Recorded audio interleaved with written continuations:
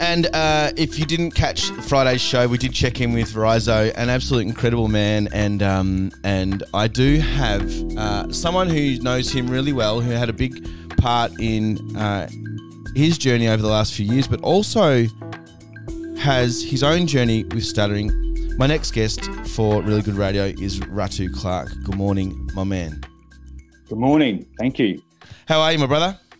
I'm good, actually. Yeah, doing all right? Pretty good. Yeah, you know, the first time on live radio, so it's a good challenge. I'm up for it. You've been great. Thanks heaps for your support as well with Rizo and getting him on board and stuff. Tell us a little bit about what's it like. I always say this to the listeners, that I get to see your face watching that back, and it's not boring or like, oh, here we go. It's super. It really activates some emotions. And what was it like watching that back? That part was quite exciting. I always get very emotional sometimes. So I'm happy that you didn't play the one with him doing his contacts, because that gets me every single time. And I'd be telling fibs if I didn't say tears do come to the eyes, because you can really see how frustrated he was and then happy in that scene. So, but that one there, you can really see how, you know, he's a truly happy man.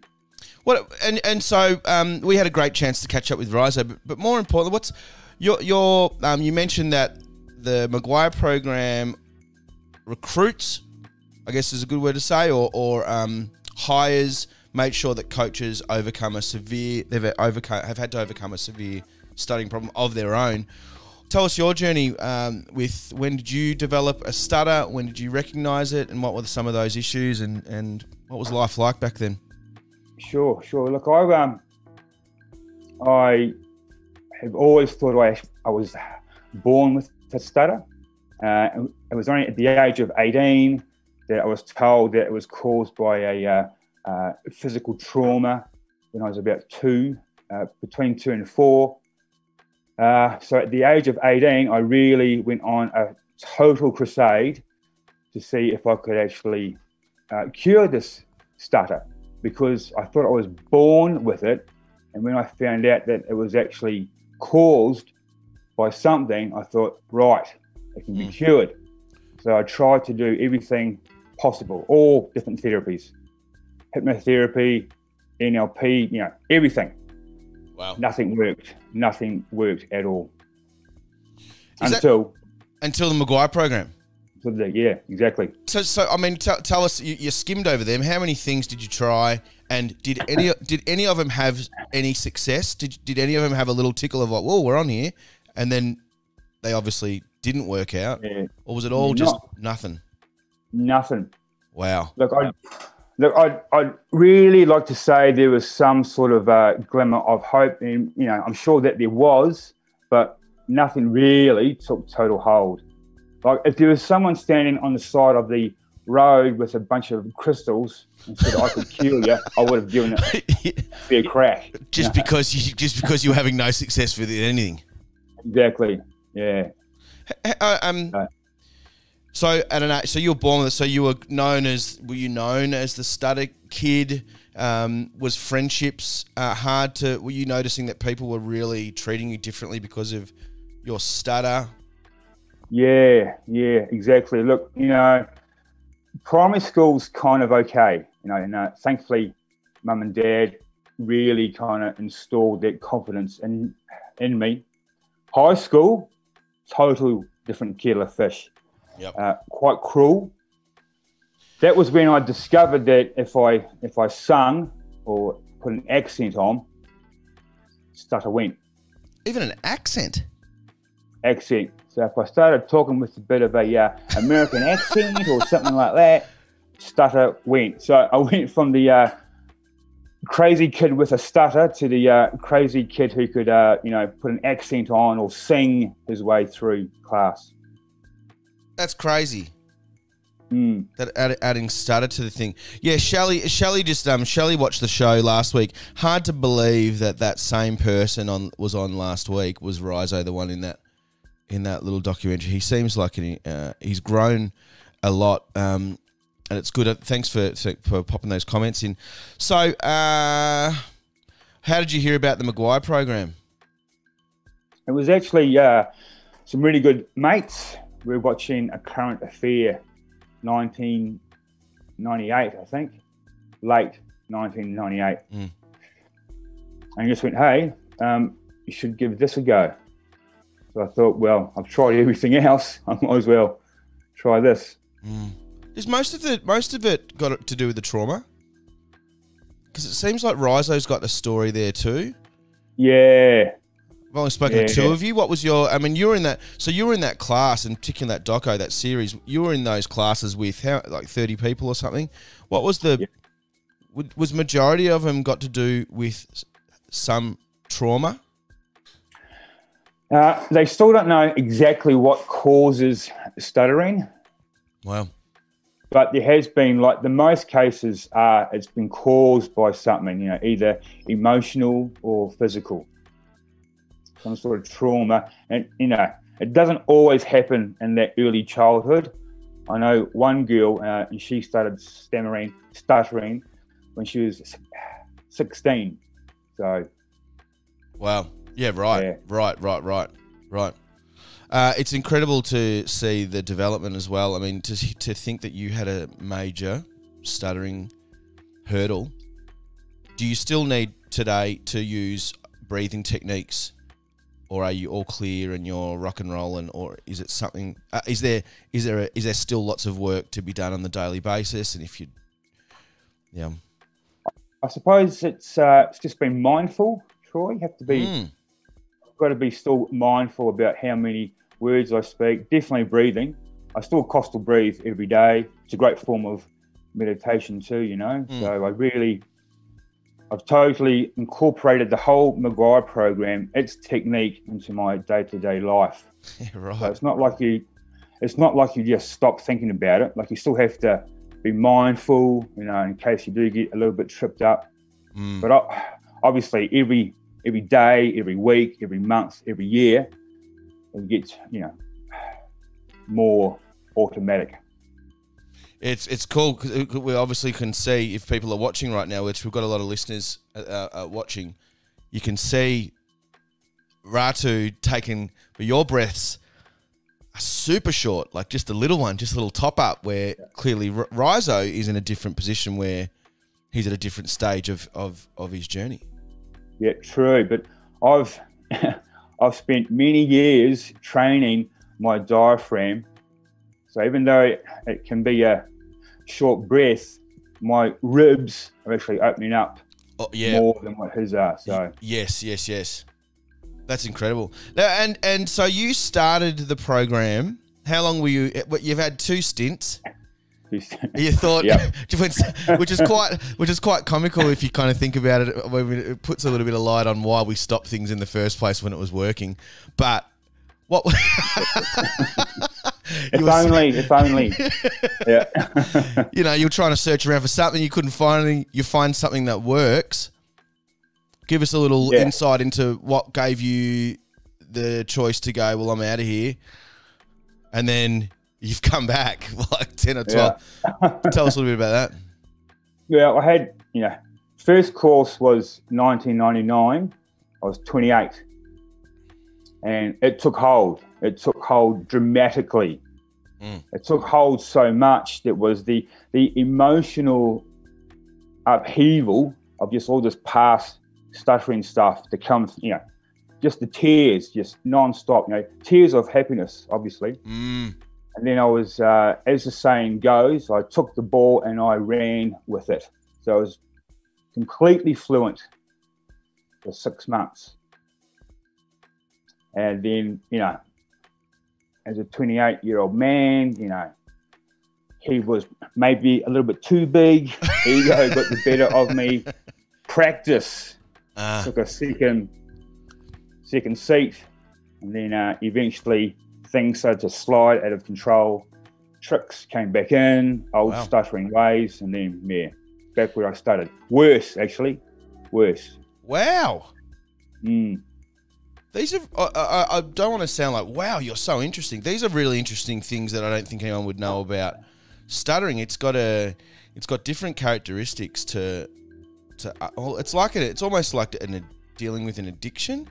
Like you got to really. Yeah, true. Are you seeing some similar characteristics in? You can't let it. You can't think you got it. Otherwise, it's always around, and it's a really hard thing. You got to be really eyeing it out consistently. Yeah, true. Because after that first course, and when things started to really slide out of control and went back to my old ways, that was I don't know. Subconsciously, I must have been just tripping out because my speech, as I said, not only got worse, it progressively got worse year after year. So between the age of like late 28 to 40, like I was an absolute mess. Yeah, right. Were you engaging work? Were you doing all right in other areas in your life for it to go, well, it doesn't really matter because things are going well? Or did you just have a complete guard up going, I don't even really care what's going on. I'm just not in the space to do anything about it. I was probably doing a pretty good job of hiding exactly how I was feeling. But, definitely I turned to, obviously booze and drugs to kind of hide that mask of pretty being messed up. But yeah, things got pretty dark. Yeah. Was it a dark moment that made you go, I need to get back to... What was your final straw that broke the camel's back, as they say, and sent Ratu back to where it all worked? I think it was actually turning 40, and I just went, I've got to do something now. Otherwise I could be completely buggered. So that Mcguire course, that worked. Let's give it a second crack. What level did you go to? Quite an experienced level? Like, did you go? So when you left, how long did you do it in the first time? 6 months, did you say? 6 months, yeah. Did it take another 6 months to get back to where you were?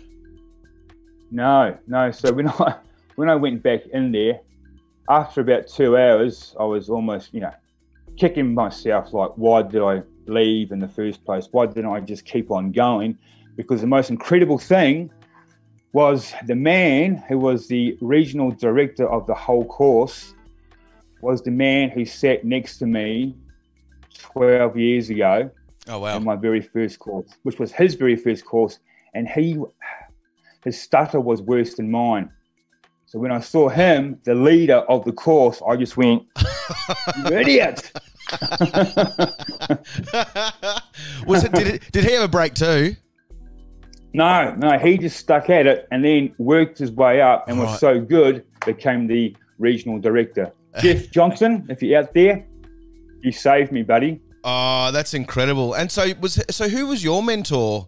So do you have mentors? Does everyone have a mentor or someone that works beside them even after you've done it for 6 months? Or do they just go, Ratu, you know what to do. Just go sit over there and leave everyone else alone. Or do you have a mentor that's kind of suitable to you? But when I first came back, there was a whole bunch of guys all about the same age. Yeah, so, right. Matt O'Brien, Johnny Thompson, if you're out there, thank you. So these guys were really mates who became mates, but also mentors. So we just constantly phoned each other up, talked about our bad days, our good days, what we can do better. Can you help us out? So we were mentoring each other. What was it like turning the tables and being asked to become a mentor? Yeah, quite cool actually, mate, to be quite honest. Yeah, it's really, it's a hard time trying to take credit for helping someone else, but it's just to help someone not go through the same frustrations that I did as an adult is quite fulfilling. Do you notice that there's some people there challenged by, obviously is Ratu, Rizo, has had some challenges just with COVID, not being able to catch up with you and some people face to face. Has Rizo been affected by not having someone there in the physical format? The great thing about the Mcguire program is the actual support system. So you can just pick up the phone and call anyone from the Mcguire program on the coach's list. So even if you can't catch up with someone face to face, there's over 200 coaches around the world that you can call at any given time. So there's definitely help there. Do you know what we haven't talked about, which we should have probably done at the start of this? What is the Mcguire program? The Mcguire program. Good point. Everyone's like, what's this Mcguire program everyone's talking about? Like, we should know. Explain, well, explain. Angelo's here. You got an Angelo that's told you to tune in? You've told to tune in? Angelo or Angela? Well, Angelo, we are here, mate. I don't know who's there, but Angelo, you can tell us who you are. Explain the Mcguire program.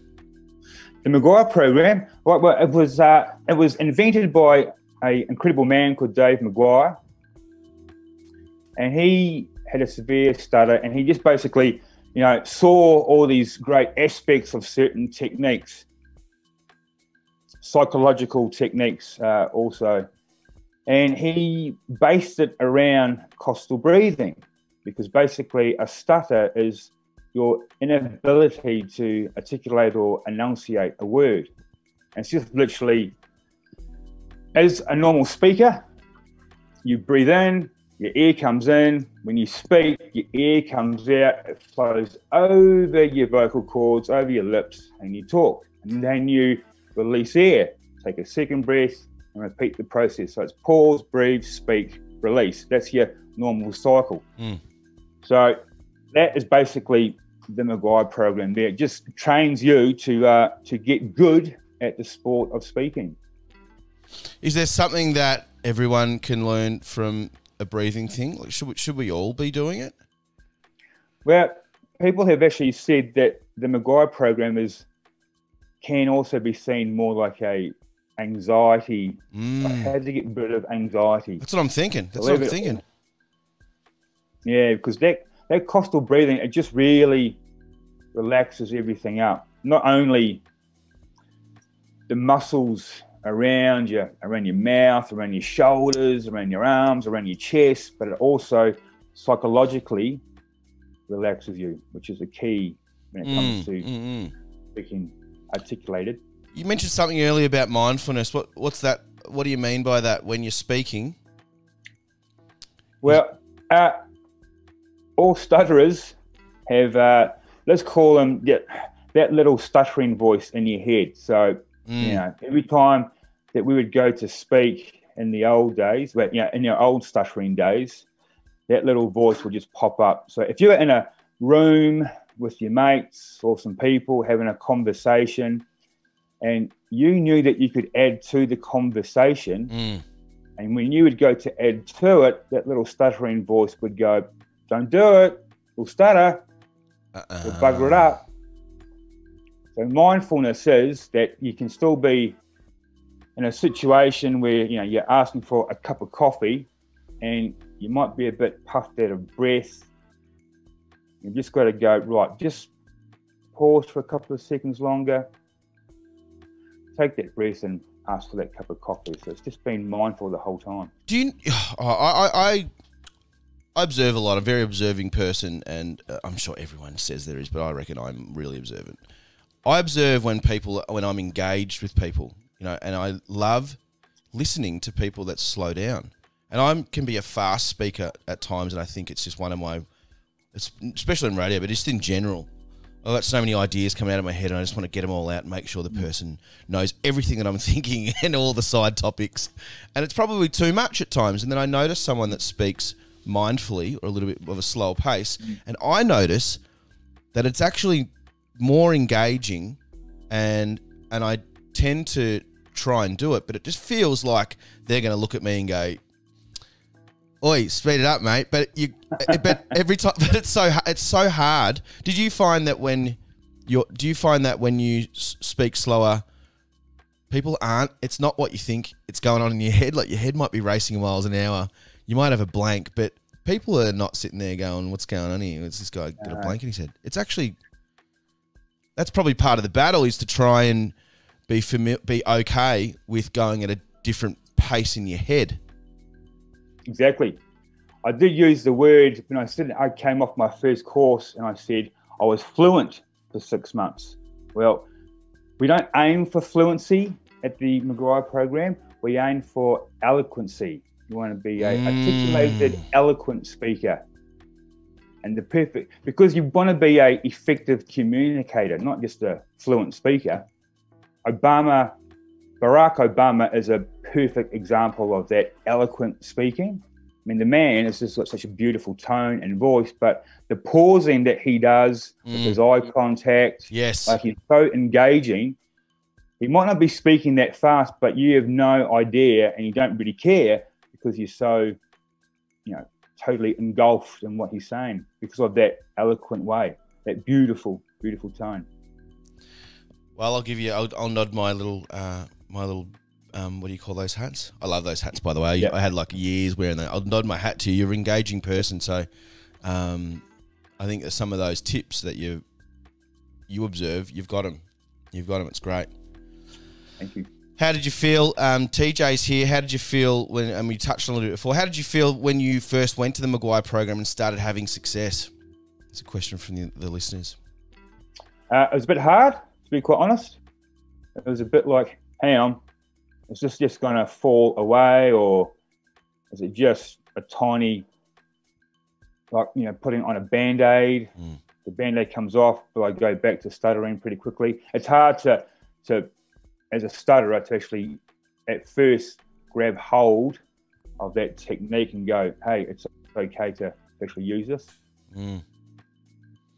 Tell us a little bit about, mate. You've progressed, I guess, in your life since that 40-year milestone that you gave yourself a kick up the butt. First thing was first. You went to the Mcguire program, but things have. What's changed in your life since then? Hopefully for the better. For the better.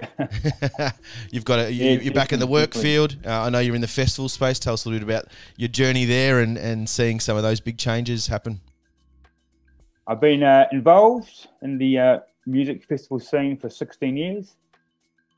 Started at the Splendour in the Grass festival a long time ago. Then just kind of worked my way up. But when I had the success with the Mcguire program, that's when I could really kind of hit my stride, so to speak. Became a site manager. Thank you, David Mullen, if you're out there.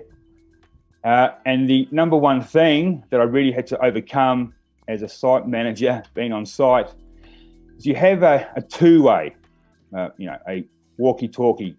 Now, the thing about those things is that when you speak into them, not only just speaking to the person that you're communicating with, you're speaking with everyone on site, the entire site. It could be, 300 people with two ways. So can you imagine being someone with a stutter, going... People are clicking their little thing going, batteries are out. Before the Mcguire program, I used to try and time it. So I used to go, right, just keep your finger and then, hello. Yeah, it was something else. Sometimes I could pull it off, but sometimes no. You're hilarious. Just waiting for your stutter to go live. To go live. He's like, here he goes. He's pushing that button again. Let's see. Yeah, that could be your known thing. Oh, Ratu's going to speak. Yeah. There's a couple of little 5 presses going on. But I will say this: awesome. The support from the entire festival crew, once they could hear that change in me over the two-way, and literally they were going, please no one contact Ratu because he will not shut up. He's just away. Bring back that clicking button, please, because now it's just like it's beautiful. It's so beautiful. It's like anything that you get good at, like that you overcome. You want to tell the world, but certainly you want to tell yourself. You're like, what is going on here? I'm back. Yeah, that feeling's pretty cool. I've got someone on here. I've known Ratu for many years, and he's a remarkable man. I wonder how much of his speech battle has, in fact, made him the man he is today. Has it, in fact, been a blessing of sorts? Yeah. That's a very good question, because obviously when you spend 40 years hating yourself, hating your speech, really blaming everything that's gone wrong in your entire life because you had a stutter, that can be quite, it's like having your arms and legs chopped off because you just don't know. You just don't know what to actually go or where to go. So then gaining control of your stutter and then realizing that's what's actually made you the man that you are. It's not speaking eloquently. It's actually the stutter has actually created you for the better, I might add. Got another question over here in the text line. Just saw it in time before we kind of head off and play some music. And I appreciate your time, Ratu, on a Monday morning when probably could be doing nice things. When chatting to someone, hey, when chatting, it's always good to chat, mate. Oh, beautiful, man. Likewise. When chatting to someone who is struggling with a stammer during a conversation, is it better to help finish words or wait for the person to get on top of the words? Good question. Oof. Hey, yes, that's a brilliant question, only because my mum's the word. If I'm speaking, she will always try and answer, just to say that she wants to tell you that she knows what you're talking about. But it'll be a lot of gaps there for people with a stutter. You'd be like, I got it. Yeah. What do you recommend? That's the one thing that used to drive me nuts. It's just like, don't look, I've got this. Just wait till I can finally get it out. The number one thing that you can do is just make eye contact, smile, and just let them get it out. You can even say, I'm here, I've got plenty of time, I'm in no rush. Take your time. But do not finish the sentence. It is, you actually make that person feel stupid. It's not cool. So out there, just be patient, eye contact, and smile. Big smile on your face. Is that something that you got taught in the Mcguire program as well as a coach, or you would have known that probably beforehand? It's definitely something that's really pushed home as a coach. You can, patience is the key here. Let them, take their time to actually get it out, because it's not about trying to get it out as fast as possible. It's your time. You've got to be selfish. I'm going to speak when I feel ready to speak. So just sit there and wait. Thank you. Yeah. And you talk about that selfishness, which Rizo talked about in his yarn, or that little trailer. It's also being selfish, taking the space up on your own, saying, I'm not done yet, because you might want to, some people want to talk. Naturally, we might want to talk, and we don't want to, we always have a fear. We don't want to talk too much. I don't want to waste your time. But in those moments when you are going to take a significant amount of time longer than most people, you kind of have to get comfortable with taking up more time than probably what you're used to taking up.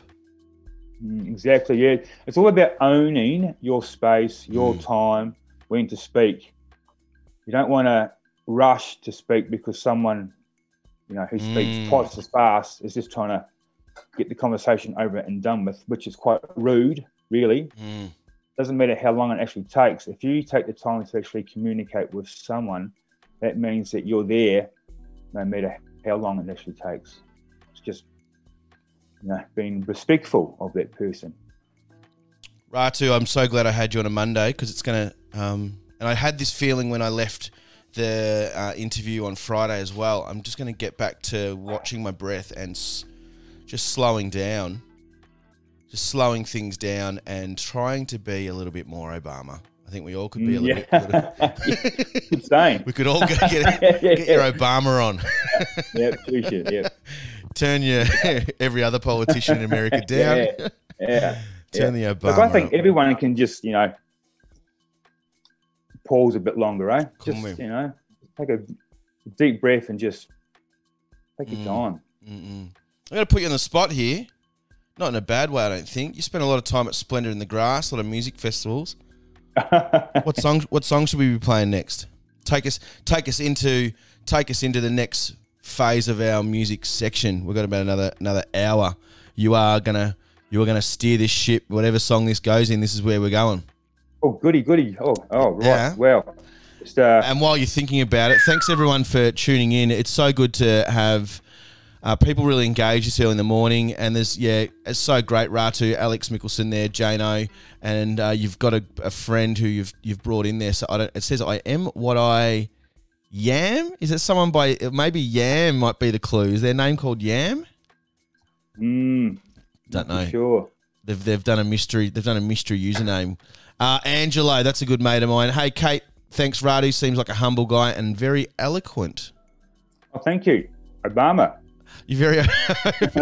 you got very Obama. Obama dialing. And we're here till 9 o'clock today. And for the regular listeners, no Daily Dollop of Daz today because Daz is in Tasmania. And who knows what he's doing down there. Just flapping around in some grapevines and hopefully having a nice time down at Mona. But it's going to be more music, so make sure you get your song requests in if you want to text in 0404 934 101. And we've got to say a big thanks to Ratu Clarke. You're an incredible human, mate. I've only known you for a short time, but you're an absolute gent, and I'm rapt to have you involved in this show. But hopefully we'll keep in touch, and once those festivals get up and running soon, might see you at one. Do they drag you down to Melbourne too when the festival season's on? Yes. All over the country, which is quite nice to see this big, beautiful land. Yeah, isn't it? It's outstanding. So what are we doing? I've given you 2 minutes. I bought you some time. Okay. What are you playing? Fantastic. I like to hear Mary Clayton's cover of Southern Man. Mary Clayton. Here we go. Mary, what is it? Southern Man. Her cover of the Neil Young song, Southern Man. Oh, where is it? I'm gonna have to get it on there. Another device. Why this song? How'd you find this song straight away? It's a favourite. It's a go-to, is it? What has been for a while? And hey, if you listen to that song, you will slow down. You'll pause, breathe, speak, release the whole day. It's got a groove. It's good. So this song is a cover? Correct. And this song was sang in 1969. When's the original made? It's Neil Young's Southern Man. Hang on. Am I playing Mary Clayton, the original, or am I playing Neil Young? I'm playing Mary Clayton, Southern Man. This has got in brackets 1969. This is the track? Yes, please. Wow. I'm going to be talking to you a lot more. I love someone. Daz has got my hip-hop funk. Oh, such a good song. And Jano, our resident song guru, Jano, I just gave you that title. You probably wouldn't like it, but got great taste. Just said such a good song. Hey, Ratu, have a brilliant week, my brother, and make sure you tune in for the rest of the week, but enjoy your rest of the day. What are you doing for the day? Thanks, mate. What's on, mate? I'm going to be hanging out with my nephew, Jet. 16 going on 30, and have a great day. Looking forward to it. I love it, mate. Thank you so much, and we'll catch up with you again, hopefully. Thanks, man. You're a ledge.